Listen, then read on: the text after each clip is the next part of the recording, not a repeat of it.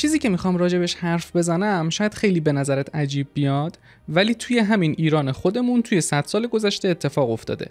معمولاً موقعی که میریم خرید بکنیم و یه جنسی میبینیم که گرون شده یا قیمتش چند برابر شده، اولین چیزی که به ذهنمون میرسه میگیم تورم به وجود اومده و علت این تورم کم شدن ارزش پولمونه. که این کم شدن ارزش پولم میتونه علتهای مختلفی داشته باشه. حالا یا یه مؤسسه یا یه کشوری ما رو تحریم کرده و با همون مراوده مالی نداره که پولمون کم ارزش شده. I am announcing today that the United States will withdraw from the Iran nuclear deal. یا پیش خودمون میگیم که خب بانک مرکزی فلان فلان شده پول اضافه چاپ کرده بیشتر از مقداری که پشتوانه مالیشو داشته باشه و پولی که توی دستمونه آجر شده و ارزشش کم شده. و خیلی هم خودمونو تحلیلگر اقتصادی قوی میدونیم وقتی به همچین چیزی فکر میکنیم. اما شاید باورت نشه، ولی اگر پول خیلی زیاد و ثروت هنگفتی داشته باشی و درست مدیریتش نکنی، همین اتفاق تورم یعنی گرون شدن کالا و خدمات ممکنه بیفته. یک کتاب جذابی تالکین نوشته و اسم این کتاب هست هابیت. یه داستان افسانه‌ایه. یه داستانی رو روایت میکنه، یه اتفاقات خیلی زیادی توش میفته. یه بخشی از این داستان اینه که یه قلعه‌ای وجود داره به اسم اربور. اونجا یه اژدها زندگی میکنه و اژدها ساکنین این قلعه رو بیرون کرده از اونجا. علت اینکه اژدها اومده اینه که یه مقدار خیلی زیادی طلا وجود داره توی اون قلعه. یه فیلم هم ساختن از روش که برخلاف کتاب که باید تصور کنی چقدر طلا توی اون قلعه است، توی این فیلم نشون میده که چقدر حجم زیادی طلا هست که اژدها روش خوابیده. اتفاقی که واسه خود من افتاد موقعی که این داستان رو خوندم، زمانی که دبیرستانی بودم و بعدها که فیلمش هم ساختن، این بود که سوال واسم پیش اومد که اگر من این همه طلا داشته باشم، یعنی من وارث گنج اربور باشم، چیکار میکنم؟ وقتی این فیلمو میبینی، یعنی زمانی که اژدها رو میکشن و میفته توی دریاچه و اون گنج بزرگ بی صاحب باقی میمونه، به شدت فکر کردن به همچین چیزی وسوسه کننده است که اگر من این همه ثروت به شکل طلا یه جا داشته باشم چه کارهایی میتونم باهاش انجام بدم. حالا اون داستان افسانه است، ولی این اتفاق مشابهش با دوز کمتر توی کشور ایران افتاده. Chances are your car is sat in your garage or driveway this weekend, and chances are that your local gas station is going to be closed a lot more Sundays this winter. که یه ذره جلوتر داستانش رو تعریف میکنیم. من محسن رکنی هستم و توی این ویدیو میخوایم به بلاهایی که پول خیلی زیاد میتونه سرت بیاره عمیق‌تر نگاه کنیم.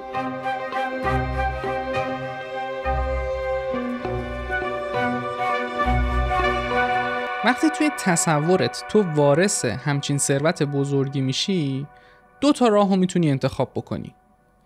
یکیش راه عیش و نوش و لذته و اینکه همه این پول واسه خودت نگه داری و واسه مصرف شخصیت استفاده کنی و ازش لذت ببری، که راه خیلی غیر منطقی هم نیست. توی تاریخ خیلی اتفاق افتاده که آدمایی که به قدرت رسیدن و پادشاه شدن تو تمام کره زمین از این ثروت واسه لذت خودشون صرفا استفاده کردن. یه مسیر دومی هم میتونی پیش بگیری و اون مسیر رشد و توسعه و زندگی راحت تر ساختن واسه مردمیه که نزدیک تو زندگی میکنن. من میشستم با خودم فکر میکردم و میگفتم که خب فرض کن که یه زیرزمین بزرگ شبیه اون قلعه پر از طلاه و اون جامعه‌ای که داره توی این فیلم نشون میده سطح تکنولوژیشون خیلی پایینه. مردم هنوز با اسب و گاری اینور اونور میرن، هیچ چیز دیگه‌ای هم ندارن. یعنی برای استفاده روشناییشون مشعل روشن میکنن. و این فکر هیجان انگیز میومد توی سرم که خب چه کارایی میتونیم انجام بدیم. مثلا به جای اینکه کتابو با دست بنویسیم، بیایم ماشین چاپ اختراع بکنیم و دانشی که اون موقع توی کتابخونه هاشون به صورت دستنویس هست و چاپ بکنیم و در اختیار همه قرار بدیم که هر چه زودتر جامعه رشد بکنه و پیشرفت اتفاق بیفته. یا بدیم مهندسای اطرافمون ماشین بخار رو بسازن، سوخت استخراج کنیم از توی زمین یا از چوب استفاده بکنیم و به سرعت بریم به سمت صنعتی شدن. پشت سر ماشین بخار قطار رو درست بکنیم و آهنی که استخراج میکنیم باهاش ریل قطار بکشیم کنار جاده هامون که هم رفت آمد واسه مردم راحت تر بشه، هم خریداشون رو راحت تر بتونن انجام بدن. اگه توی یه شهری یه چیزی در میاد یا درست میشه بتونن به راحتی در اختیار بقیه شهرها هم قرار بدن، بقیه هم از اون اتفاق خوبی که توی اون شهر داره میفته، اون کالایی که داره تولید میشه بهره مند بشن، هم ایده ها سریعتر بین شهرهای مختلف جابجا بشه. قدم بعدی مثلا میتونه ساختن مدرسه و دانشگاه باشه که اون ایده هایی که گفتم قرار جابجا بشه توی مدرسه و دانشگاه ساخته و پرورده میشه که پیشرفت صنعتی و تکنولوژی رو میتونه واسه ما بیاره. یعنی تو دانشگاه تحقیق میکنن که مثلا ما چجوری میتونیم از انرژی آب یا برق استفاده بکنیم، بعد این میاد توی صنعت ساخته میشه لامپ میرسه دست مردم. یا این پولو خرج بکنیم توی مرحله بعدی برق رو معرفی بکنیم، یعنی سیم کشی بکنیم، به لامپ درست بکنیم، بکشیم تا خونه مردم، کولر گازی درست بکنیم یا کولر آبی درست بکنیم، اجاق گاز یا اجاق برقی درست بکنیم که مدت زمانی که آدما میتونن توی شبانه روز بیدار باشن و فعالیت مفید انجام بدن بیشتر بشه. هم بابت این که دیگه لازم نیستش که سوخت جور بکنن تا باهاش پخت و پز انجام بدن، همین که لامپ دارن میتونن شبا کار بگیرن. و بعدش بریم سراغ صنایع پیشرفته تر، این طلامون رو خرج بکنیم، تحقیق و توسعه انجام بدیم که کامپیوتر بسازیم که سرعت رشدمون بازم بیشتر بشه. از اینجا به بعد میتونیم وارد صنعت سرگرمی بشیم، یعنی با این کامپیوترهایی که ساختیم و شبکه اینترنتی که درست کردیم فیلم سینمایی درست بکنیم، بازی کامپیوتری درست بکنیم، سوشال مدیا درست بکنیم یا شبکه اجتماعی درست بکنیم، همه این چیزایی که الان داری، یوتیوب درست بکنیم مثلا که همین الان توی گوشیت یا توی هر وسیله که داری باش این ویدیو رو میبینی از این امکانات بهره مندی و داری ازش لذت میبری. همه اینا رو با پولمون درست کنیم. و من همینجوری غرق فکر و لذت بودم که یه چیزی مثل دمپایی خورد توی صورتم. این که با بررسی و مطالعه متوجه شدم که این همه طلا رو اصلا نمیشه خرج کرد. یعنی اون طلایی که توی اون زیرزمین نشون میده که اژدها روش خوابیده 90% بلا استفاده است، یعنی اصلا ارزش نداره که از رو زمین جمع کنی ورداری بیاری بیرون. چرا؟ به خاطر اینکه یه تیکه از پازل رو توی این رویا پردازی که واسه خودم کرده بودم فراموش کرده بودم. اون تیکه ای از پازل چرخ اقتصاد که به پول مربوط نمیشه، به آدما مربوط میشه. فرض کنید که من بخوام آهن استخراج بکنم که باهاش ریل قطار بکشم. یه منطقه‌ای پیدا میکنیم که توی زمینش آهن هست.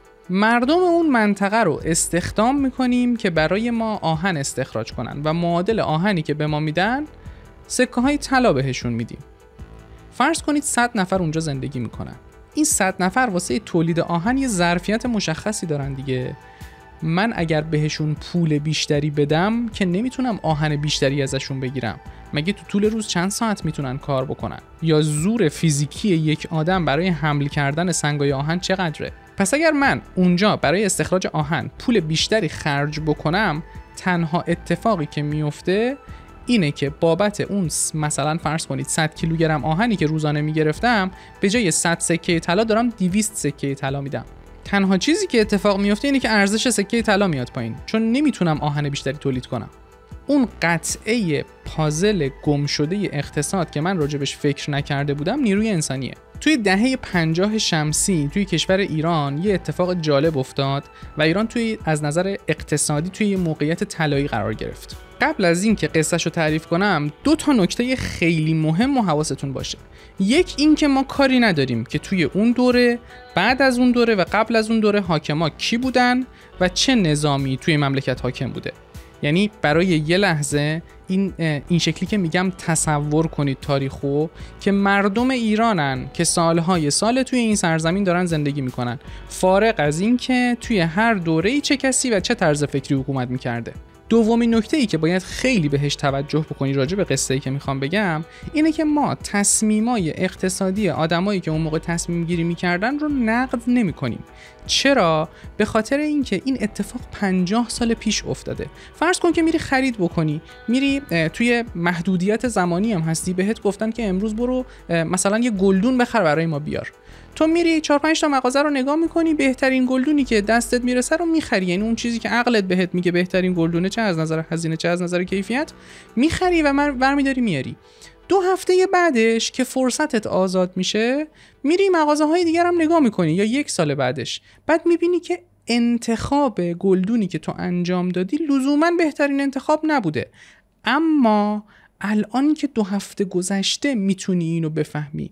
اون موقع که توی موقعیت تصمیم گیری بودی نمیتونستی اصلا همچین چیزی رو ببینی. پس چون الان داریم این حرفا رو میزنیم و تو موقعیت تصمیم گیری 50 سال پیش نبودیم، نمیتونیم بگیم که اگر من بودم فلان کارو میکردم. نه، همچین چیزی نیست. پس هدفمون نقد کردن از کسی نیست، دفاع کردن از هیچ کس هم نیست. صرفا این حرفا رو میزنیم که ابزار تحلیل بهتری دم دستمون باشه که دفعه بعد که رفتیم خرید بکنیم توی ذهنمون بتونیم تحلیل بهتری انجام بدیم. بی خودی هم با کسی دعوامون نشه که من راست میگم، این گروه درست میگه یا اون یکی گروه درست میگه. اقتصادو باید افسارش رو اینوری کشید یا باید اونوری کشید. بریم سر اصل قصه‌مون. توی دهه 50 چه اتفاقی افتاد؟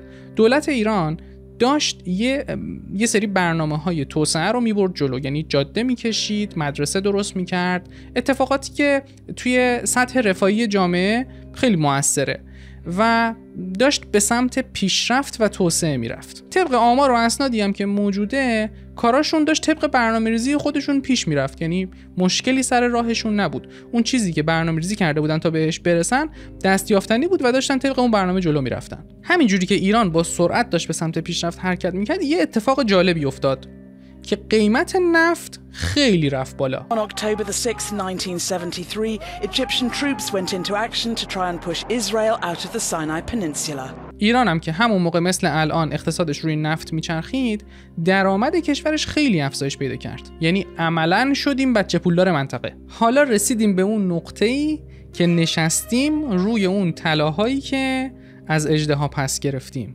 و قراره که این طلاها رو خرج کنیم. حاکمیت دنبال جلو افتادن بود از بقیه کشورها و اینکه عقب افتادگیشو جبران بکنه و دلش میخواست با این پول زیادی که به دست آورده هر چه زودتر خرج کنه که رشد و پیشرفت و توسعه رو با پول بخره. یعنی بیاد توی تعداد پروژه هایی که تعریف کرده اصلاح ایجاد بکنه، تعداد این پروژه ها رو بیشتر بکنه، چون پول بیشتری داره که میتونه خرج این پروژه ها رو بده. مشاورای دولت اومدن تحلیل کردن، گفتن اگر این اتفاق بیفته مملکت دچار تورم میشه، یعنی ضربه اقتصادی میخوریم. ولی به هر حال تصمیم حاکمیت این بود که این افزایش تعداد پروژه ها رو انجام بده و سرعت رشد رو بیشتر کنه و اونجا بود که هیولای تورم اومد سراغ کشور ایران.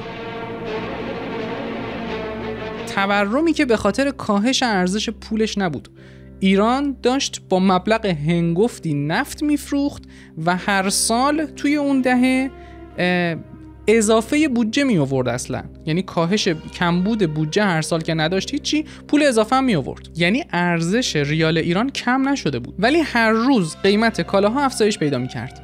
چرا؟ به این خاطر که همون جوری که توی داستان قبلی، داستان اژدها و طلا گفتم، پولو خرج کرده بود، پروژه تعریف کرده بود و این نیروهای انسانی که میتونستن این کارا رو انجام بدن سر کار بودن.